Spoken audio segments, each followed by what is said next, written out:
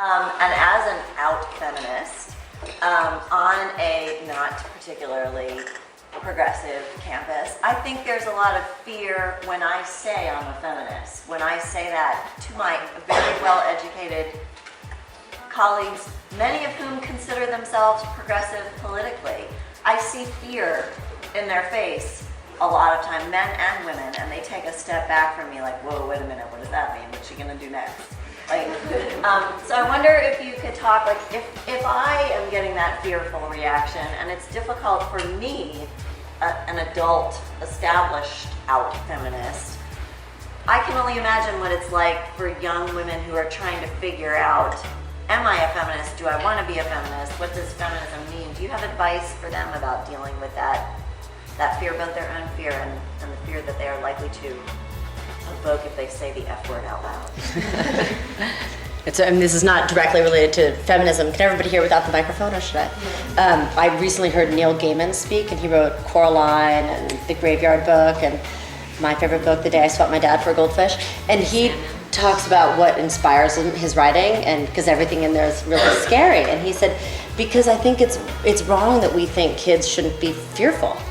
He's like, we teach them not to be fearful, and the fact is like that then that makes them grow up and they don't ever want to be vulnerable. And I thought that was so profound to say. He also said that when he first started researching, he went into a local bookstore in London, and he had a 4-year-old at the time, and he said, do you have any like horror books for kids? And they're like, he says, it was practically as if I said, do you have porn for 4-year-olds? But it felt like that analogy was like, why are you going to expose a kid to anything that's scary or fearful? And more specific to your question, I know that I personally have learned to use feminism more selectively. And sometimes when I'm more outed as a feminist in a certain group and I don't feel safe, I find the things that make me mainstream, that make me relate to the crowd. And sometimes it's just like, oh yeah, you went to St. Bart's? Oh, I love sometimes it's something totally superficial. Sometimes it's a little bit more serious, like, oh yeah, I read that article in the New York Times about Sean Penn going down to Haiti and making it into something that's feminist, but sort of finding the cultural signifiers that say that we're more similar than maybe you think. And that's obviously very easy to do more in real time, and that's harder to convey like when you're on the internet communicating with somebody.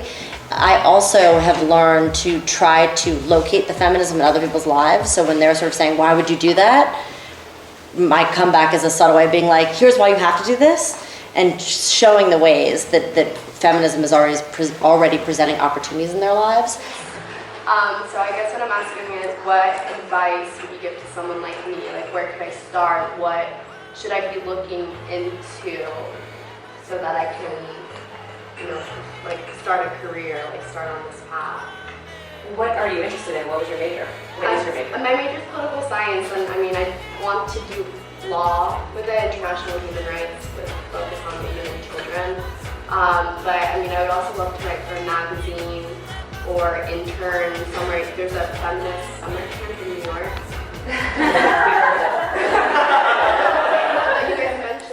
Yeah. So. No, we found it. It's our camp. Yeah. Okay. That's what I'm saying. Okay. How would I go about? Oh, you just apply to that, so that you can check right off your list. And there's 4 people who've already gone to it in the room, so they can give you advice. But the other things I think is interesting. Like we do call ourselves professional feminists, and we're sort of joking and not that we make our living as feminists. There are many professions that are related to that now, and many ways that you can approach having a career and be very explicit about your feminism in your career. So human rights law, that's huge, and going forward that's just going to be even bigger as a lens for analyzing issues from reproductive rights and justice to sex workers' rights and justice to immigration. Human rights law is a major avenue to feminist activism in the future, and I think some of the most interesting innovations are coming out of that lens, probably. Magazines, magazines are supposedly dying. You could get there, if you come in the next couple of years to New York, you could probably work at intern at a magazine, and those can be pretty competitive, but they're also really, really interesting. And I think New York is, you could say this about any number of places. If you kind of jump in and you're inquisitive and curious, you can make a lot of things happen for yourself if you take opportunities and are willing to risk something and willing to feel stupid one day because you're not really sure what you're doing, and just look for serendipity and not have it all planned things just kind of come your way. And I know that the biggest things that have helped us are that we're willing to do things like, we are willing to answer the phone or like change the fax machine paper. We're not above certain jobs, and I think if you have this real openness to being that person isn't anywhere that somebody can't do without, you end up working with Gloria Steinem. You know, it's just like these things, it does have to do in a way with like this hunger and then this openness and this humbleness. Yeah, I'm just curious as to why can't you believe in empowering women and that women should be empowered and that they should be equal and they should be able to fulfill roles that men fulfill and that men should be able to do the same with women. But why is it that you can't have those beliefs but at the same time choose to do something like be a stay-at-home mom or stay at home and take care of your kids? Because I think you just said that was unbecoming of feminist. Well, just the stereotype of what a feminist thinks, yeah. But so, which will lead me to another question then. What are some of the things that you would see through these feminine contact lenses that don't agree with feminism? What are some of those things as a woman look to change in your life if you wanted to be a feminist? Well, you could certainly be a stay-at-home mom and be a feminist. I mean, when we spoke earlier about how it's de-emphasizing the choice that you make, but your ability to make the choice, that's true. At the same time, because of the way that society is structured, women who are stay-at-home moms tend to have certain vulnerabilities that feminism has been kind of working to upend. So you don't have income usually if you're a stay-at-home mom, you're dependent. And so if you're in a good relationship, that's fine. But if you're not, you're much more vulnerable to violence or whatever, you know? Just being with someone annoying, you know, you're more vulnerable to that. And it's tedious. I don't know who in this room has children, but raising young children is very tedious. And so there's that element too, the repetitive tedium, and it's not very valued. We romanticize child rearing, we romanticize mothers, but we don't actually respect them. They're pedestalized, but I don't think that they actually are given the resources that they need to be truly valued. And then there's the isolation that often happens from being a stay-at-home mom. I mean, the reason there's these mommy and me groups and all this sort of stuff that's these marketing opportunities to moms that have grown in the last 20 years is because moms now realize that they don't have to be isolated because they've had so many doors opened up for them. So then when they choose to go back into the home and they experience that isolation, it's menacing. And so they try to recreate, you know, some form of community by having these mommy and me groups. So I think that I think feminism at its best exposes all the ways in which we don't truly value women in the world, but it would never dictate.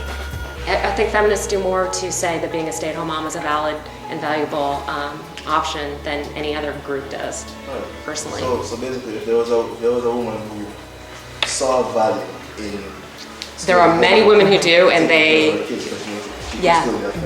Absolutely. And my question is that I was talking with somebody close to me about rape, somebody who's educated, somebody who treats me really well, and there was an assumption on his part that rape happens because a man can't control their sexual urges. And I was really surprised to hear him say that because he doesn't act like that in his everyday life.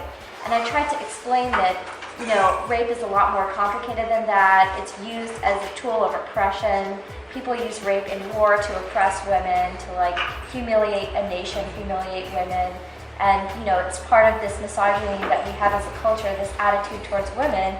And like it was met with like this like really just look of like just being completely confused. Like, how could you say something like that? I thought it was an assumption that in our culture that we just had that's straightforwardly true.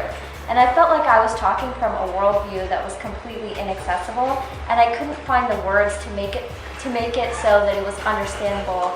And I just felt like we were operating from two completely different perspectives. And I think that in a way we were, because I took Dr. McLaren's feminist theory class and it opened my eyes to a lot of things, and I'm wearing those feminist contacts that we're now talking about, and I see things so differently. And I guess my question is, I have a hard time communicating with people who haven't had the opportunity to see things that way, and more specifically, especially on this rape issue, if you could maybe say a few words about how to make that more accessible, because we don't think about rape in our culture that way, of like how it oppresses people, how it's not anything to do with sexual urges. Well, I think it's interesting the way I think it's interesting the way you framed it, because you went right away to a really global and a generalized context that I think is true, but it was a very generalized context. You said it's used as a weapon of war, and it is used as a tool of oppression against women. And while I think that that's true, and that's feminist theory for sure, and I think that's an important thing that we've learned, you know, in studying the history of rape. Susan Brown Miller kind of aggregated that information. I also think that it feels very far away. And so this is someone you care about, it sounds like, and someone who cares about you that you're having this conversation with. And out of shock, maybe you went to that direction, but I think that you could peel back more where he's coming from. Like, so say more about that. I mean, that's what I always say, that people should say in interviews as a journalist, say more about that and get them to kind of go deeper. Like, well, where did he get those assumptions? And what does he mean? And maybe he meant something slightly different. And then again, if there's a true commitment, I think, to each of you in friendship and mutual respect, to invite him in a nice way to things that you care about that have to do, or things that have helped you raise your consciousness. Some of your consciousness is just being a woman and walking down the street and being aware that there, you know, once we hit a certain age, there's this kind of predatory thing that happens suddenly where you're like, I can't, you know, look up or make eye contact with people because it could be a weirdo. You know, there's that element that you have that maybe he doesn't have. And you can share that a little bit. And then there's all the stuff that you did to raise your consciousness that could help him raise his too. And there might be something that he knows that would be useful for you to hear too. I mean, I don't think the way that he framed it might not even be the whole story of what he thinks he knows about it. There might be something that he can tell you from a man's perspective that's personal as opposed to generalizing, that would give you information about rape too. And if you need to go to statistics, there was a study done in South Africa, and I'll think of the woman's name. She was based in Cape Town and did this study in South Africa. They tried chemical castration on rapists, and it did not diminish the percentage of rapes at all. And so sort of proving that It's not a hormonal that urge. it's not a hormonal urge, that it is a power urge. And there's a book out right now, and it's a great book. It's a very tough book, but it's about the rapes during the Holocaust and in the concentration camps. And it specifically talks about how everybody was so humiliated and debased, but it was one way to sort of reclaim your humanity was then to rape a woman. It was this sense of like, well, at least I can have power over something, because everybody else has power over me right now. And I mean, just saying it's like a very intense book to read because it's very hard and very harsh, but it gets to sort of that point. And I think that rape is very complicated. I don't know if people saw this. There was an article in the New York Times yesterday about an 11-year-old girl that had been raped in Texas. And I literally, a month and a half ago, somebody emailed me about that, or 2 weeks ago, somebody emailed me about this case. And I was just emailing her back. And she was like, why isn't anybody talking about this? And this was whenever it really happened, 2 weeks ago. The woman emailed me and she says, why isn't anybody happening? And she's like, and here they're only covering it. They're not covering it because they're making it about race. And there is all these ways, I think, that we distract from the act of rape. We try to be like, oh, but it wasn't about that. It was, and where were her parents? Why was she allowed out of the house? You know, it immediately is sort of turned back on girls and women. And I feel like separate of the issue of rape, I still think that what happens tons in our culture, and I see it with dress codes in high schools. I see it with rape and sort of aggressive behavior. I see it, you know, with college admissions. There's a sense that men can't be controlled, so women have to control themselves. And I think that attitude has just perpetuated for far too long, that women have to take control of themselves because we can't ask that of men. And I think that has to sort of change in the next generation, that women have to stop tolerating that behavior. And you see it with little boys too. You see it with, you know, little girls are sort of like, oh, he didn't mean it. He didn't mean it. And then that behavior when you're 15 is like, he didn't mean to back you into that corner. He didn't mean to. And you're like, what? Okay, so it's my problem? And so look at the ways separate of rape that maybe it's practicing, because I think it all contributes to the same attitude.